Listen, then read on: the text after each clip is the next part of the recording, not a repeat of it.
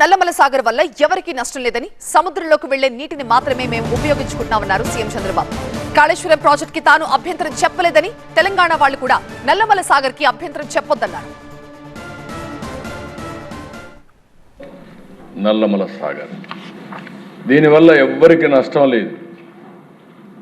గోదావరిలో surplus water ఏదైతే ఉందో సముద్రంలోకి పోయే నీళ్ళని మనం కానీ వాడుకోగలిగితే ఇది ఉపయోగపడే పరిస్థితి వస్తుంది. అందుకని నేను చాలాసార్లు చెప్పాను, గోదావరి పైన కాళేశ్వరం పైన కట్టారు. Lower riparian state Andhra Pradesh. నేను ఆ రోజు కూడా వెల్కమ్ చేశాను. నల్లమల సాగర్ వల్ల ఎవరికి నష్టం లేదు. దీనివల్ల తెలుగు జాతికి 2 రాష్ట్రాలకు లాభం తప్ప ఎవరికి నష్టం లేదు.